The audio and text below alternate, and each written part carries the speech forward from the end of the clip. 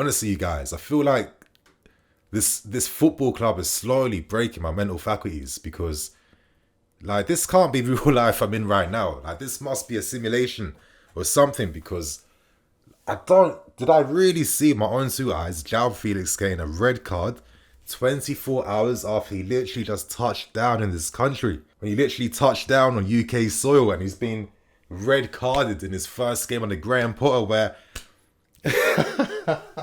Yo, honestly, I don't know what to say. This is like one of the most bizarre things I think I've seen in my entire life as a Chelsea fan, and just the timing of things, and just the comedy of everything as well. Like, all the hype, all the build-up to Joao Felix, and 9.6 million spent, and then 90 minutes later, we can't even use him in the next game now. I think this kind of sums up Graham Potter's time here as a Chelsea manager. When he tries to fix things, when he's trying to do better for the team, and when it looks like things are going slightly in our favour, the injuries creep up, or I don't want to say the F word, but some nonsense happens on that field today. I mean, we're forgetting that Zakaria, one of the most informed midfield players right now, is now injured.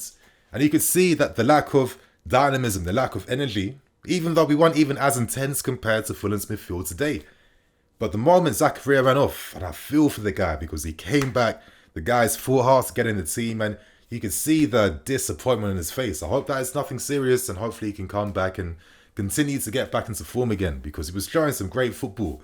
It's a massive loss, and now we go back again to square one, and it's just like nothing happens. Like, we move nowhere in that space of time, and we pick up yet another defeat under Graham Potter. Like, honestly, I'm already at a stage where I want the season to end. I don't see things getting better. I wonder how we now react now, because it feels like we now need to sign a midfield player for this team. Because I didn't see, even though we went down to 10 men, I still didn't see great things from the midfield today. Maybe Cover's not fully fit. I felt like in terms of his passing, there was a lot of stray balls. A lot of like switch balls weren't finding their men. And at times he wasn't releasing the ball quickly enough as well. I'm looking at Jorginho. The guy doesn't have the passing technique to help influence the game. It's quite simple.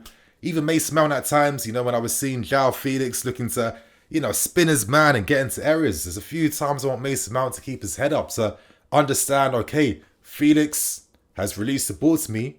He's expecting me to now find him again. I need to be ready for that. And I'm hoping, well, I would have hoped if Joao Felix was available for the next game that we could build off from what we saw today. But even though it's a massive negative, to lose against Fulham today, I mean, Willian, wow, the way Willian returned and just rolled back the years against us, it felt like I was going on like a nostalgia trip, just watching the same like chops and feints, and the way like darts past his opponent. Like, he's a very difficult guy to play against, and at 34, he clearly still has it, and I felt like he had Azpi on toes throughout. And, I think one crucial position we need in January is backup for Reece James, because I think Azpi doesn't have the legs anymore. And it makes it hard for the team. I mean, I'm looking at a team today that lacks physicality in certain areas. I think Thiago Silva can struggle aerially at times. I'm looking at Azpilicueta. Him and Trevor Chalobah had no relationship or understanding at all throughout the entire game. Like, the gaps between them were far too big. And it's just like, Azpi doesn't know if he should like stay forwards or stay back. And then Trev doesn't understand, like, okay, do I need to push forward now, or do I stay back and hold my position? So things weren't going right at all. And for me, one thing in particular that I have not liked this season at all is the fact that we are losing a lot of physical battles in crucial areas and moments, and that needs to change. We need that pace and intensity. And when we did good things under Thomas Tuchel in his first season here, we were one of the fittest, most intense teams in Europe, and that's why we won the Champions League. So we are far from that level that we used to show. But regardless, you guys, they're the negatives out the way.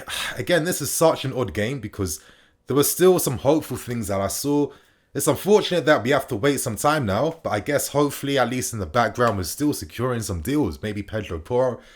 I mean, I should give up with Enzo Fernandez, but I mean, we're not going to be a different team until we sign someone like this in our midfield yet, because, I feel like most teams have a better midfield than us. And when I'm seeing Andres Pereira, like, has he really gone up levels like this now? Like, has he really improved that much? He was running absolute rings around our entire midfield. I'm seeing the elasticos, the flip-flaps, I'm seeing the dribbles, the feints, the balls between the lines as well too. Like, he could have given Kovacic and Jorginho a passing lesson today. And now I think it's time to discuss how Joao Felix's debut went down tonight. And for me, he was one of the highlights without a doubt. I think the one thing I loved about his introduction was something I've been saying about Joao for a long time now.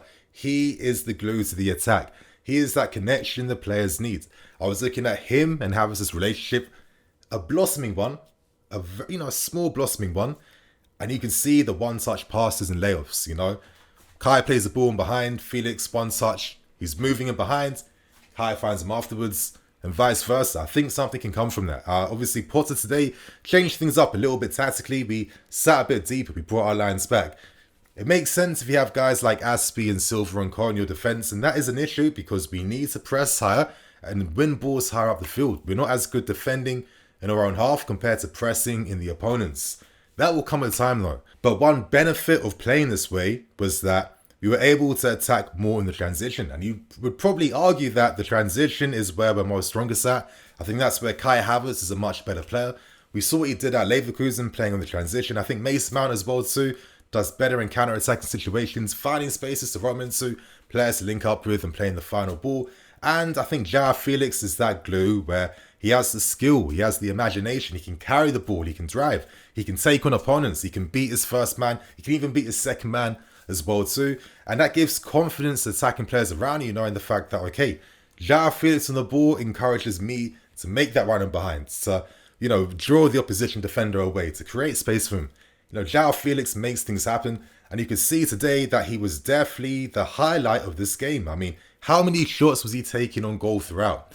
It felt kind of alien to see a player creating chances for themselves and peppering the keeper. Now, of course, most of these shots were easy ones, but at least you're seeing the thinking behind Joao Felix. After his first and second touch, he's taking a shot. He wants to take his shots early to deceive the goalkeeper. That's how he is thinking. So we saw a lot of really exciting things. I mean, some of the skills, like the drop on the left-hand side to kickstart a counter-attack. Near the start of the game as well too, when he chops inside from the right and then plays Havertz with the perfectly weighted pass. They're the type, that is the missing X factor that we've needed in this team. And as I've been saying, if we can't sign 1v1 wingers, either because they don't want to come to us or we're getting priced out, we need to sign attacking midfield players or players that can play more centrally with their back to goal, etc., that have that 1v1 ability. And I do think that we have executed that. I think Joao Felix, we have to wait for this guy to come back. It's going to be a long, long wait. And my lord, is it frustrating that he picked up a red card now because the game was over when he went off. But there's a lot to come from him. I'm really excited to see more from him. At least now the positive is that he has time to work in the training ground, get used to the players even more, get more familiar with life in London, get more settled. So there is a positive from this, at least if we're hoping about moving on. Right now, Felix is going to add a lot to this team and yeah, we'll have to wait for him to come back. But before I go on, I got a few more talking points. I'd probably say our biggest weakness today was our defence. Unfortunately, we lost again today due to individual mistakes at the back from certain players. I mean, I think Lewis saw, listen, the guy's 18 years old. He gave a great account of himself at times. He wants to show, listen, I can play at this level. And he's not phased to be playing in the Premier League. Of course, a youthful mistake in trying to play out under pressure then when he should have cleared it more. And at times, some of his clearances were quite poor because he wasn't judging like the bounce of the ball quickly enough. He wasn't getting his foot under the ball like in a proper technique as well too. And at times, he did find it difficult against Deco Dover Reed. But at the same time, he shows his qualities. He brought the ball forward. But the guy is 18 years old, and let's be serious, I haven't seen anything better from Cucurella. So there's more to come from him. He'll learn. And that's part of why he needs to use these guys early so they can get that experience there as soon as possible. But we've seen Trevor Chalobah in the game make mistakes, a few poor back headers, especially the back header for the Willian goal, and Koulibaly as well, just still not giving you that confidence and assurance he won in the back. So I wonder if Badiashile will get opportunities now. I feel like maybe at times if we had like a left-footed centre-back, there were certain passing angles. Like for example, when Chukwuemeka came on the field, the kid was looking to make things happen. Like he nearly slotted in Kai Havertz to like the perfect reverse pass with his left foot. And, I felt like he was finding nice spaces in the half spaces. And maybe if there was that left-footed centre-back to open up the angles more, he's finding calms and then maybe more things are happening. But regardless, this is a tough Fulham team that are in great form. One of the most underrated teams of the season. I looked at guys today like Paulinho. I thought the guy is very impressive. And as a DM option, I would definitely be open to someone like a Paulinho who gives a lot of assurance in front of his centre-backs. I guess in that sense, this game was like a real reflection of what we're trying to do and what is currently holding us back, limiting us. I mean, of course, we saw some of the new ways of looking to build up an attack with Joao Felix now in this team and certain guys introduced into the first 11. But once he went off, you could see the old Chelsea return back and it wasn't as inspiring. If there was one game to sum up Graham Potter's time as our manager, it would be this game, which kind of encapsulates his entire moments with us so far. It wasn't all doom and gloom. There were positives like Joao, there were positives like Kai Havertz. I felt like Kai today, playing more transition, lots of nice one-touch passes, very good defensive headers away from goal as well too. Ran the channels, gave us a platform holding the ball up at times and looked dangerous running in behind.